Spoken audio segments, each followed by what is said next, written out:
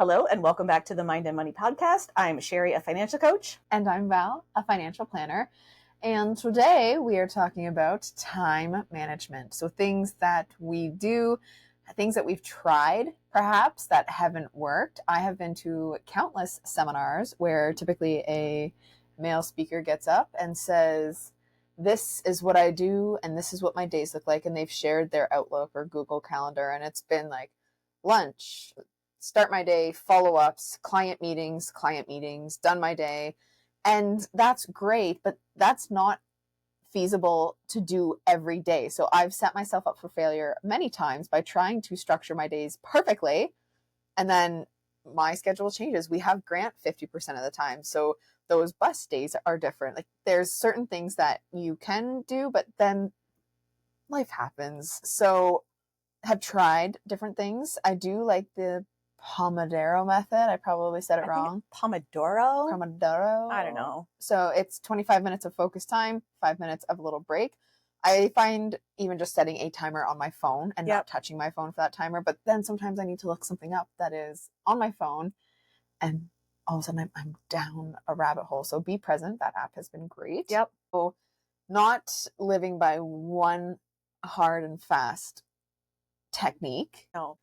That doesn't work for entrepreneurs in most cases, especially entrepreneurs with ADHD that are female and have a monthly cycle, because retweet different energy levels, different responsibility, different, it's just so varied, my energy level throughout the month. Even though I'm now medicated, it was worse before when I reflect and look back, but being able to have flexibility as an individual with ADHD is fucking critical for me. Yes. There's so many, and I've tried this before, like waking up like stupid early, like all the people that are blah, blah, blah wake up at 5 a.m. Well, fuck that. Like I will wake up at 8 a.m. and that sounds don't lovely. mess with me. Empty nester. Like putting that pressure on you to wake up at a time that doesn't work for you is going to be, and like sometimes you don't have a choice. If you have a traditional job where you leave the home and you've got littles that require a lot of your energy in the evenings and you want to work out consistently, because working out first thing in the morning with ADHD has been like amazing. Sometimes at different stages of your life, you have to shift like your wake schedule to what makes the most sense for you. But if you are like me, and I appreciate that I have a lot of things that are beneficial because I don't have littles, I don't have a fixed schedule. What do I want my day to look like? And it's a beautiful stage to be in. But also, and I know like the procrastination becomes a thing, and there's like, oh, it's going to be super hot tomorrow if I'm going to get up and go for a run. Like I should really get up at 6:30 and be out the door by 7 so that I'm not, and then I suffer the consequences when I don't. Last week when it was like 35 degrees, I'm running at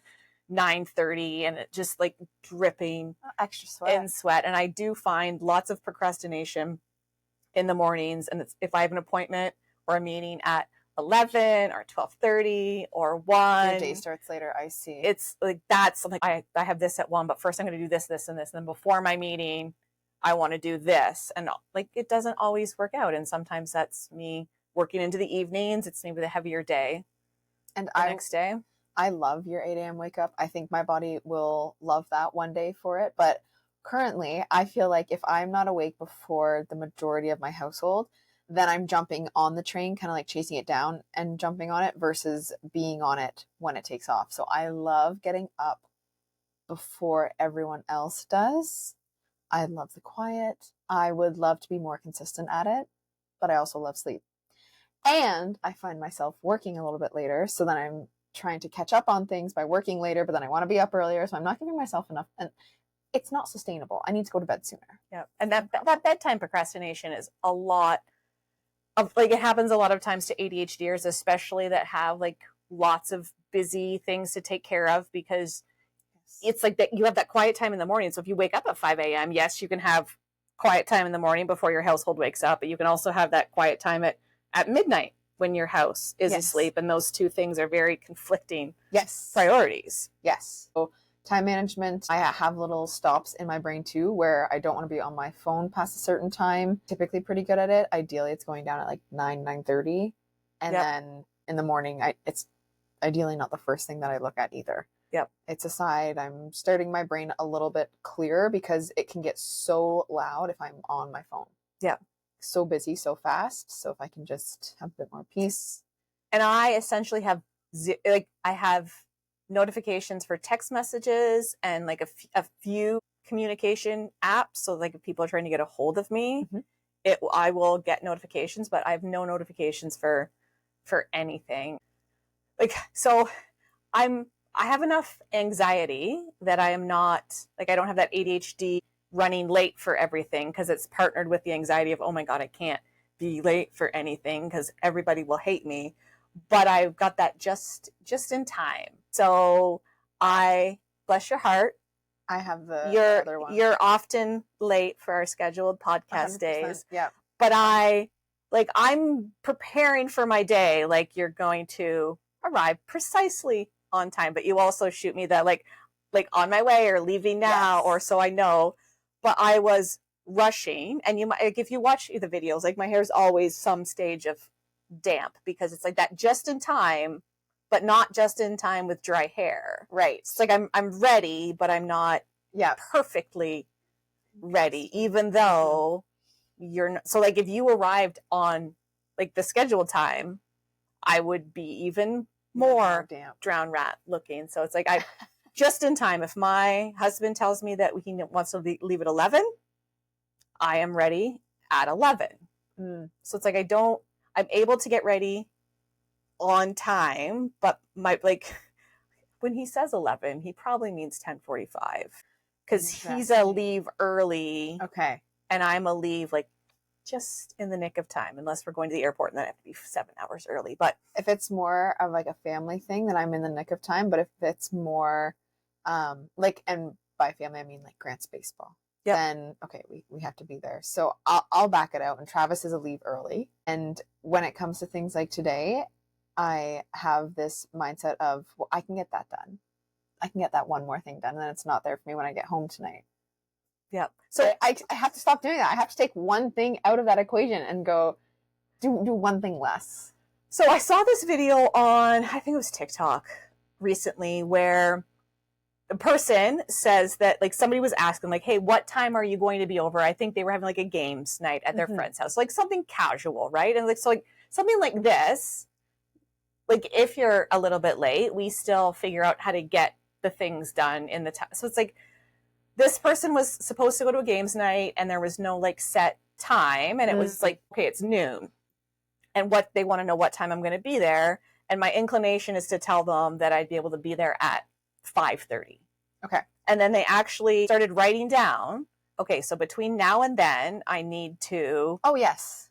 Like work out. I need to meditate. I need to go like drop this off at the post office, pick this up, do these errands. So then they started writing out all of the things, how long that they thought it would actually take them. Yes. But then they were also including like buffer time. So a shower, like maybe a shower takes you 10 or 15 minutes. Right.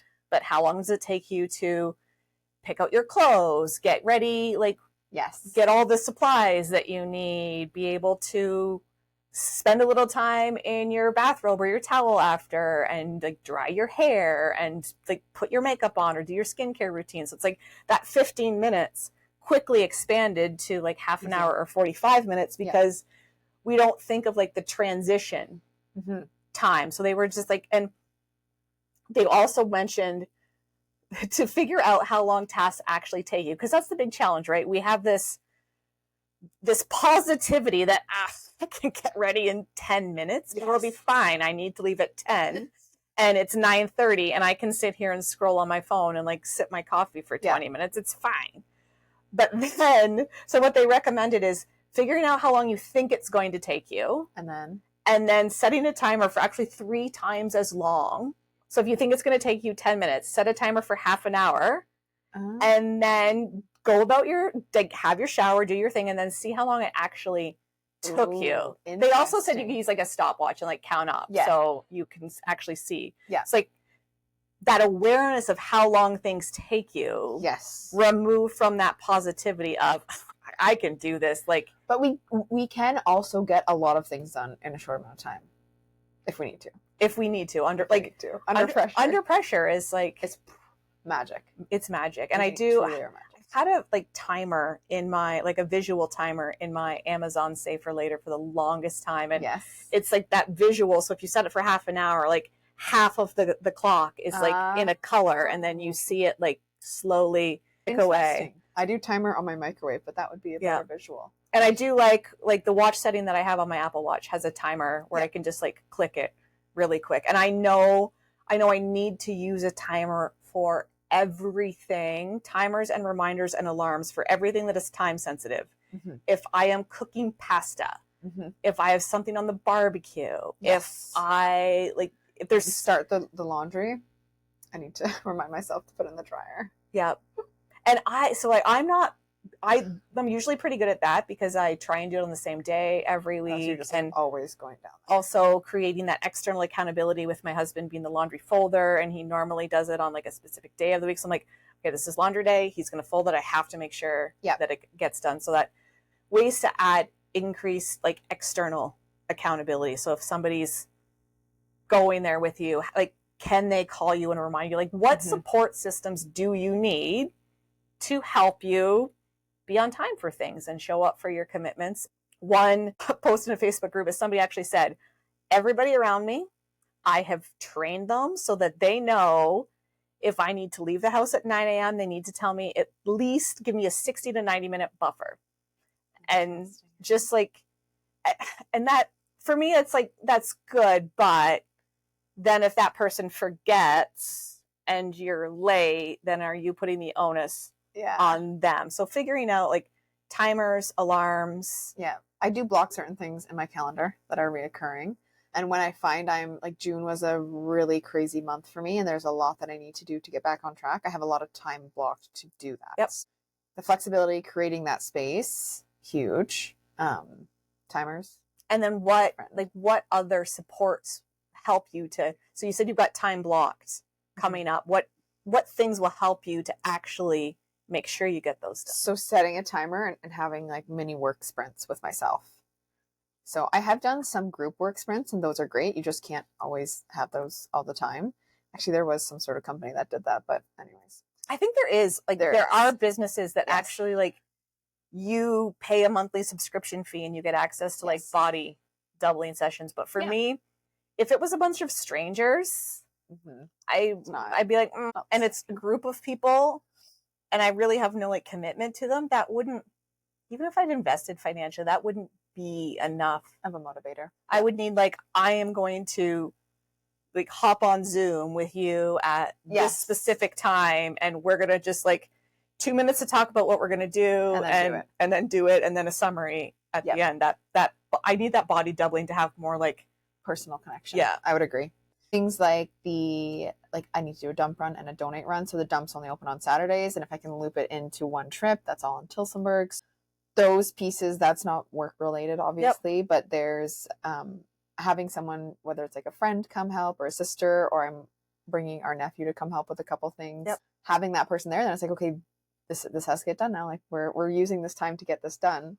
Running errands with like friend errand days is something I've started to see more of. Like, I don't want to go and spend $80 on a dinner, but like, can we run errands together on a Saturday morning, or like finding different ways to spend time together that are actually more productive. And so what about you and client appointments? Is that something that's a challenge for you time-wise? Because like they'll have a scheduled start time, whether they're like virtual or in person. If it's virtual's pretty good. In person, sometimes not so much because of the commute. And if the last one goes over, then so that's the problem, is if like one domino starts, then do I cut off that third client and shorten theirs a bit because the fourth, like, and sometimes it's hard because we're talking about sensitive things with people. But something that's worked for me, because I do all my meetings virtual now, but something I when you get started with a topic with somebody, you want to make sure that it's like got like that it's wrapped up. But one thing that I like to do is I do give myself a buffer between meetings, even though they're all like virtual. I'm not going anywhere. I give myself a little bit of a buffer, but I also, if I do happen to have like something I need to leave for or something like right after, I will generally share that like at the very beginning of an appointment. So if I have a meeting at noon and I have to leave at 1 o'clock and it's for an hour, I will say like, I just want to let you know, because I know sometimes we go over a little bit, that I do have like a commitment that I have to like be done at 1. So I'll set that expectation early on. And sometimes it's just like, it's important to make sure that they know that. Do you have any clients or family members that potentially, regardless of telling them that or not, they would just keep talking? Not really. And because it's virtual, I can just be like, okay, I'm really sorry. I know we're in the middle of something, but I have to go. Yes. It's like the virtual goodbye is so much easier than the in-person goodbye. Okay, speaking of family, my brother-in-law does, so my husband's family lives in, my husband's parents live in Tavistock. And my brother-in-law calls it the Tavistock goodbye, where they walk you out to your vehicle and down the driveway, so like, sort of thing. Not out of the house and into the driveway, but like we'll like start in the living room and we'll like peruse through the dining room, and then we end up in like the kitchen, and there'll be like hugs and goodbyes and like, oh yeah, but about this. So there is the good old Tavistock goodbye when we're Sometimes I have the Tavistock goodbye in client meetings, and I'm like, I'm so sorry, but I have to go. Yeah. And yeah, it's like, really, when you look at it from that perspective, or if you continue that meeting, then you know like that next person's going to like be impacted, and like it feels shitty to be late for your next appointment, but it's like, but I have this time for you. It's like, just so going into like, hey, I've planned an hour for us together, so if there's anything, that's what I'll usually do too, is if I do have a hard stop, or a lot of times at the beginning of a meeting, is there anything you want to make sure that we like address and talk about? Yes. Because I do have this hard stop, I want to make sure that we're covering it. It's not like that, like 55 minutes into a 60-minute meeting, like, by the way, I was thinking about, and they just like drop this bomb. You're like, oh. Yes. Like that would have been great in minute 3. Communicating at the beginning, setting timers, having reminders. I do map out my days as well. I have my blocks, but then I also map out it with, commute time. If there is an in-person meeting, I block it on both sides. And I think in Google Calendar, if you put the address in your meeting, it can prompt you to tell you what time you need to leave. I wish Outlook would do that. Microsoft, get on it.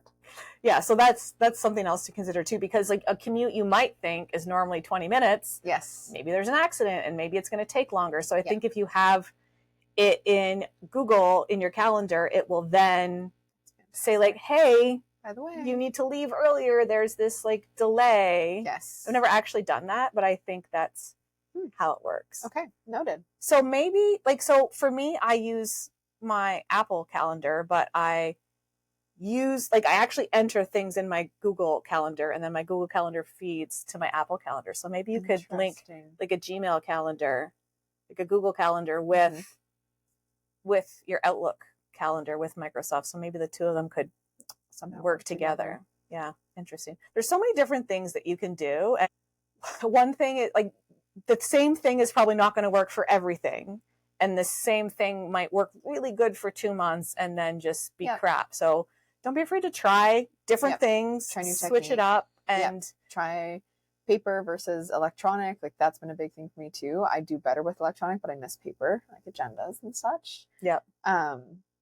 Figure out what works for you, give it a try, but also like for your loved ones, it's easier to like set that expectation to be like, hey, this is a challenge that I have. But for clients, it's harder because you want to be professional and be on time. But one of the bonuses is for me, because I work with a lot of clients that have ADHD, that sometimes they're late too. So it gives me some wiggle room. So like when I'm rushing up to my office to get on Zoom, and then it's like 11 o'clock and then it's 11:02 when they get on, like that gives me some time to. So if you're one of my clients, I appreciate you being a few minutes late, and we're still able to get the things done that we need to get done. So get to know yourself and figure out, what do you need? Do you need to tell your spouse or partner or loved ones, like, give me a 20-minute buffer. If I need to leave at 8:40, tell me it's 8:20. Like what is going to help you be successful, but also like be patient with yourself and give yourself some grace and don't beat yourself up. And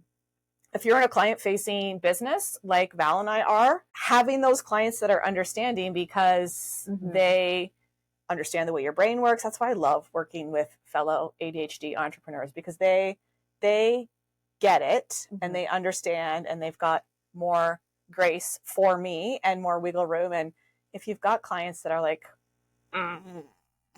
they're giving you a lot of grief, and it goes from both ways, right? Like if you have a professional in your life that you don't get good vibes from, or you don't get good vibes from a client or customer, Yeah, like it's probably not a good fit both ways. Like, don't be afraid to let it go. Like I talked to a client yesterday, and she reached out to me because she had a question about something like a big financial decision that she wanted to talk through. And she actually said, like, I don't feel comfortable talking to my financial planner about this. I'm like, red flag. Yeah, red flag. Because you have to have, that's the person that you want to be talking with about those things, those big things in life.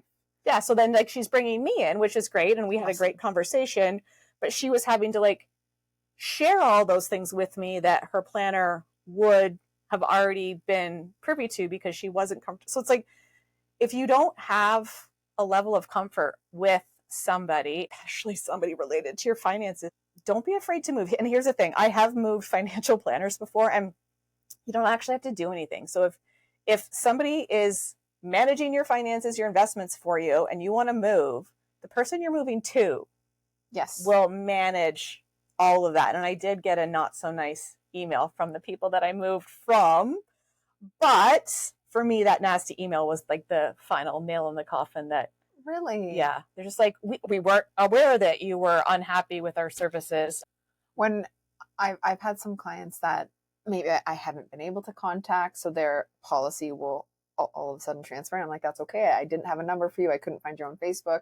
And I don't ever say anything or reach out to them because I typically don't have their contact information, but I just like mentally wish them well. I'm like, that's perfect. You found someone that's right for you. That's awesome. Yep. And it was funny because when I moved from this company, because I hadn't been with them for very long, because after I got fired, I moved everything to them because it was recommended to me by a friend. And then I tried to send a client to them, but they didn't have a big enough portfolio, so they wouldn't help them. And I specifically moved to somebody that would be able to help somebody starting from zero. And even though I had been in a meeting with them and told them about my business, they're like, oh, we didn't know you had a business. I'm like, okay, so there's another like red flag.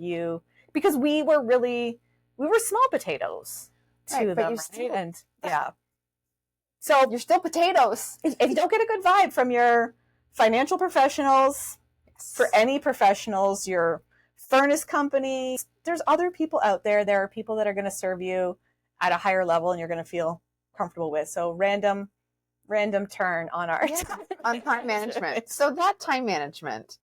In true ADHD fashion, we will talk about any topic in any podcast, regardless of the intended topic of the podcast. So we are glad you've been here. We hope you've got some time management tips that are going to help you. And if you have any tips, please share them with us in the comments or shoot us an email. There's some of our contact and our social information is in the comments. So you can always be sure to be able to contact us if you want to share something with us. So we hope you have a great day, and we can't wait to see you next time.